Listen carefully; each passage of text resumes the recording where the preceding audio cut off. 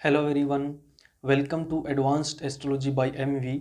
और आज की इस वीडियो में हम डिटेल में चर्चा करेंगे एक्सोल्टेड और डेबिलिटेटेड प्लैनेट्स के बारे में। उच्च और नीच के जो ग्रह होते हैं उनको डिटेल में समझेंगे कि वो क्या सिग्निफाई करते हैं। और मैक्सिमम लोगों को लगता है कि अगर कोई नीच का प्लैनेट है तो वो हमें परेशान करेगा या परेशान करता है, और जो एक्सोल्टेड प्लैनेट है वो बहुत अच्छा है। ऐसा नहीं है, ऐसा ज़रूरी नहीं है। वो हमें ये देखना पड़ता है कि योग क्या बना, उस नीच के प्लेनेट ने या उस उच्च के प्लेनेट ने कौन से हाउस कनेक्ट किए, कौन से प्लेनेट की वो एनर्जी लेके गया है, उसके खुद के जो साइन है, जैसे जुपिटर है मान लो नीच का है या उच्च का है, तो धनु और मीन राशि में कौन से प्लेनेट बैठे हैं वो बहुत मैटर करता है। ठीक है, तो ऐसे सिर्फ एक उच्च प्लेनेट है या एक नीच प्लेनेट है, केवल उसके ऊपर पूरी एस्ट्रोलॉजी नहीं चलती। योग क्या बना, कॉम्बिनेशन क्या बना, एनर्जी क्या मैनिफेस्ट हो रही है, तब जाके कोई भी चीज मैनिफेस्ट होती है। तो डेबिलिटेड प्लेनेट जो नीच का ग्रह है वो भी आपको बहुत अच्छे रिजल्ट दे सकता है कुछ मामलों में, और कुछ मामलों में खराब रिजल्ट। सिमिलरली जो उच्च का प्लेनेट होगा, जो एक्सोल्टेड प्लेनेट होगा, वो भी जरूरी नहीं आपको सिर्फ और सिर्फ अच्छे ही रिजल्ट देगा, वो आपको नेगेटिव रिजल्ट भी दे सकता है। फॉर एग्जाम्पल, अगर जुपिटर एक्सोल्टेड है और राहु के साथ कुछ कॉम्बिनेशन है और कुछ 6-8 का कुछ कनेक्शन है, तो वो आपको कैंसर दे सकता है। ठीक है, मतलब एक पॉसिबिलिटी है, वो पूरा चार्ट देखना पड़ेगा हमें। लेकिन जरूरी नहीं है कि हमेशा एक्सोल्टेड अच्छा होगा, हमेशा डेबिलिटेड बुरा होगा। हर एक प्लेनेट, चाहे उस खुद की राशि में है, फ्रेंड की राशि में है, दुश्मन की राशि में है, एक्सोल्टेड है, नीच का है, कुछ भी है, कुछ न कुछ आपको अच्छा देता है, कुछ न कुछ आपको बुरा देता है। हमेशा कोई भी प्लेनेट अच्छा या बुरा नहीं होता।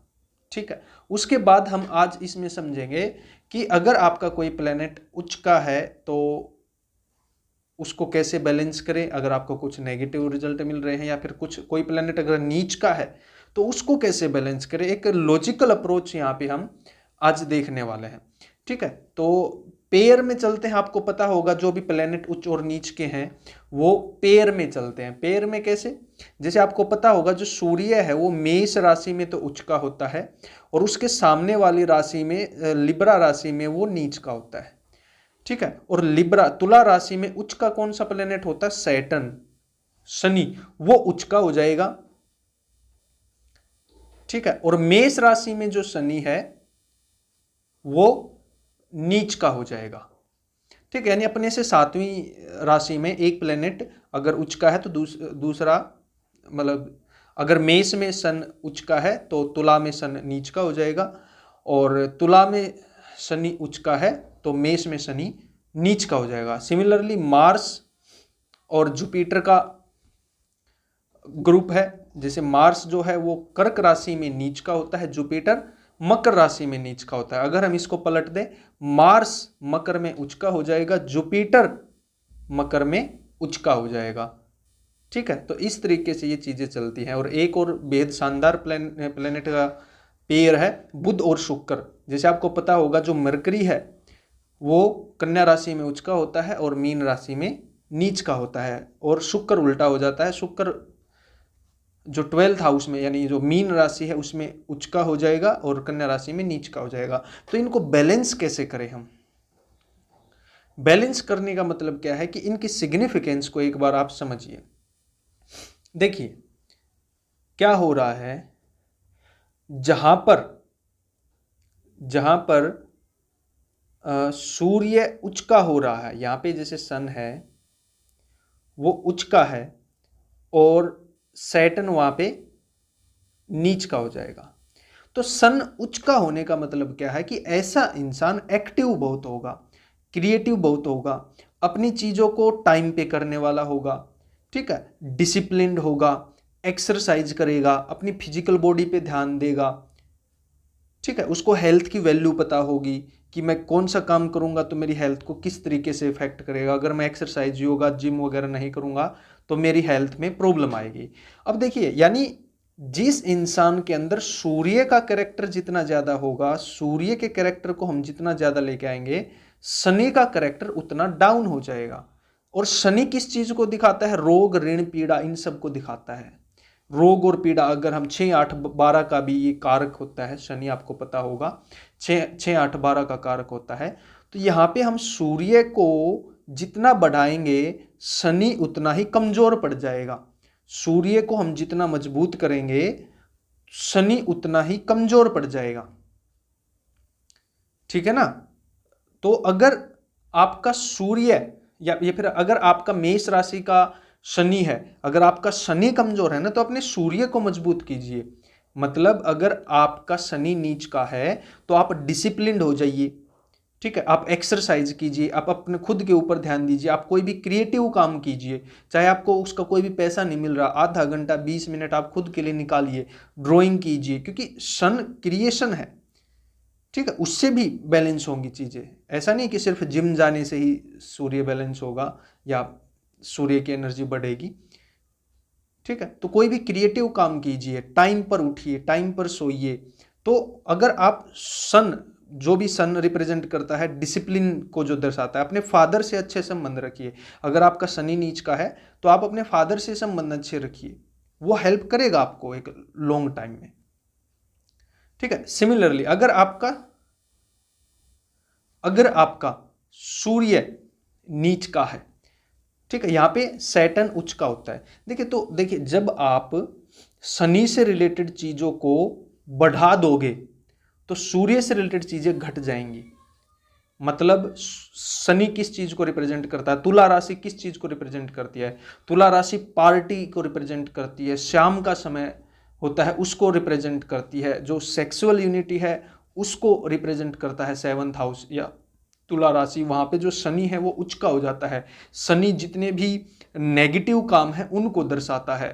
पार्टी, बहुत ज्यादा पार्टी करना, ऑब्वियसली आप अगर बहुत ज्यादा पार्टी करोगे तो आपका सन कमजोर होगा, आपका जो सूर्य है वो कमजोर होगा। सूर्य हमारी बेसिक हेल्थ को दर्शाता है, हमारे इम्यून सिस्टम को दर्शाता है। ठीक है, हमारे हार्ट को दर्शाता है।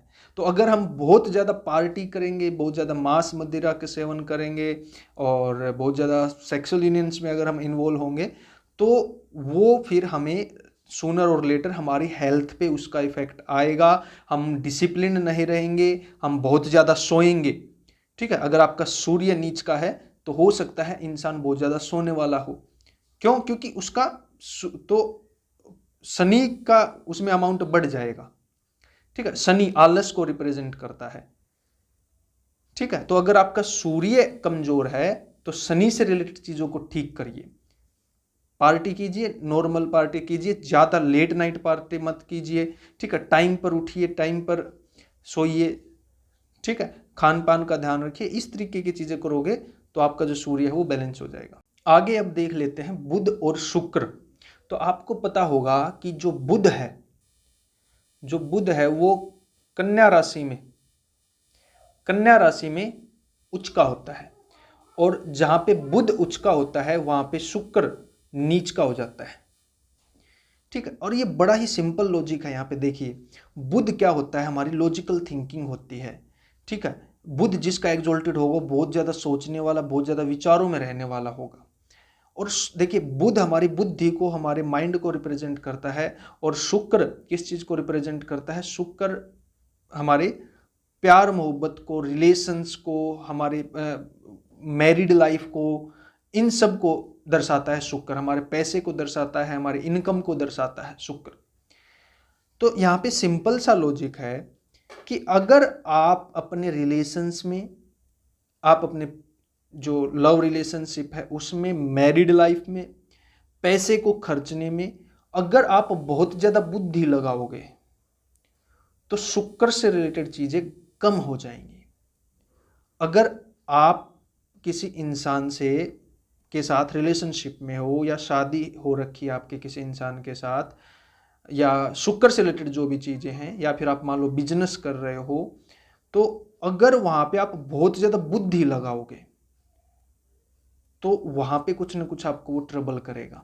शुक्र से रिलेटेड चीज हो जाएंगे। जहां पे प्रेम होता है वहां पे दिमाग का यूज हमें ज्यादा नहीं करना चाहिए। जहां पे लव रिलेशनशिप, शादी, ये सब होते हैं, तो वहां पे आप जितनी ज्यादा बुद्धि लगाओगे तो वो चीज उतनी ही प्रॉब्लम में चली जाएगी, कमजोर हो जाएगी। ठीक है, तो अगर आपका मरकरी एग्जोल्टेड है, अगर आपका बुध उच्च का है, तो शुक्र से रिलेटेड चीजों को आप इंक्रीज कीजिए, बुध आपका नॉर्मल हो जाएगा। शुक्र जैसे अभी हम बात करेंगे, जैसे शुक्र 12th हाउस में एग्जोल्टेड होता है, मीन राशि में एग्जोल्टेड होता है, तो वो भक्ति की राशि है, वो दान की राशि है, वो चैरिटी की राशि है। चैरिटी कीजिए, ठीक है। जब तक आप चैरिटी नहीं करोगे, क्योंकि बुध आपका उच्च का है, तो हो सकता है आप चैरिटी करने में भी कैलकुलेशन करो, तो उस टाइप की चीजें आप जितनी छोड़ोगे या शुक्र से रिलेटेड चीजों को जितना बढ़ाओगे आप, ठीक है। आप अपने जब भी आप अपने पति पत्नी से बात करते हो या फिर आप किसी भी रिलेशनशिप में हो, चाहे वो बिजनेस की रिलेशनशिप भी क्यों ना हो, उसमें बहुत ज़्यादा डाउट मत रखिए, उसमें बहुत ज़्यादा बुद्धि मत लगाइए, ठीक है। मैं ये भी नहीं कह रहा कि बिल्कुल ही मूर्ख बन जाना है, लेकिन फिर भी, ठीक है, कमी मत निकालिए। अब आप देखिए बुध क्या होता है, बुध कमी निकालता है। अगर आप अपनी पति पत्नी में बहुत ज़्यादा कमियां निकालोगे तो क्या होगा, प्यार कम होगा, ठीक है। तो उस आदत पे थोड़ा सा कंट्रोल कीजिए,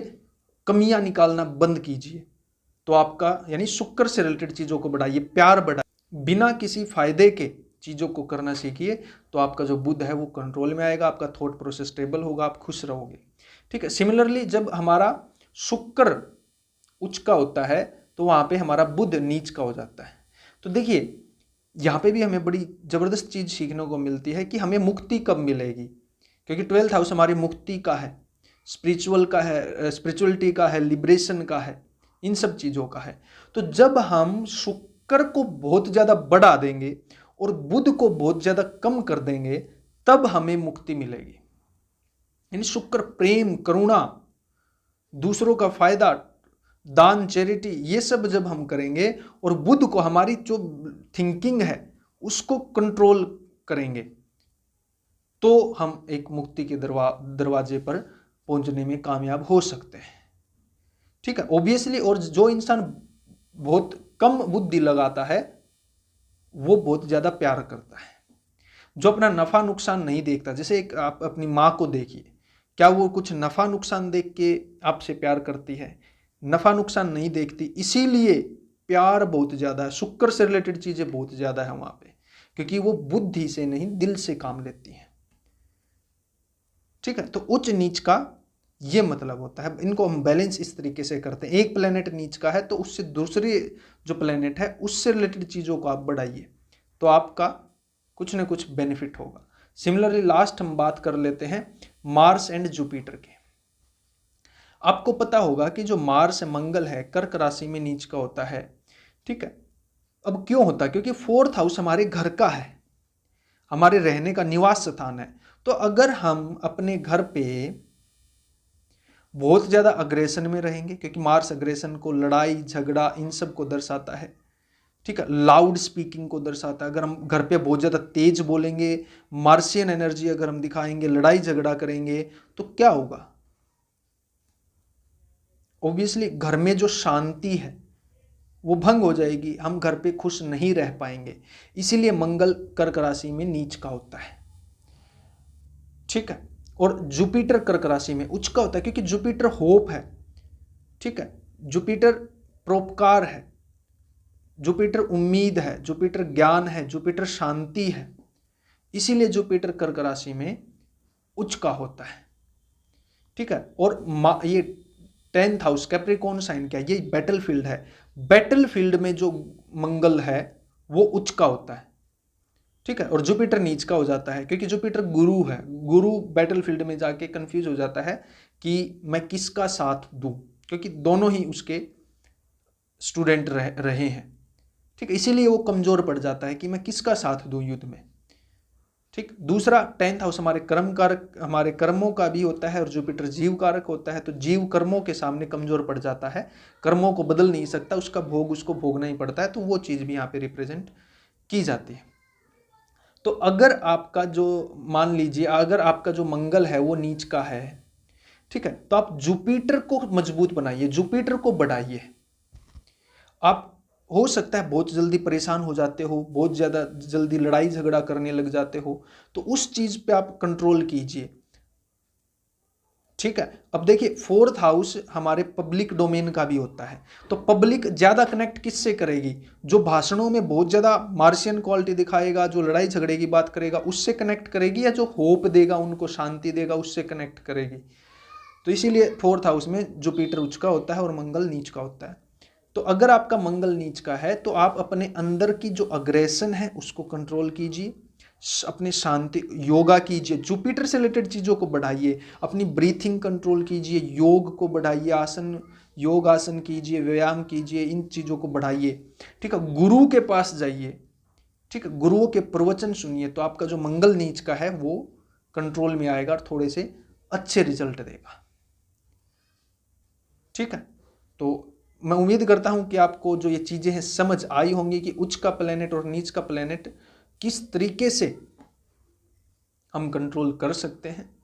ऐसे ही और वीडियोज के लिए चैनल को सब्सक्राइब कीजिए। कंसल्टेशन और कोर्स डिटेल्स के लिए दिए गए नंबर पर आप मेरे से संपर्क कर सकते हैं। आज के लिए इतना ही। जय श्री राम।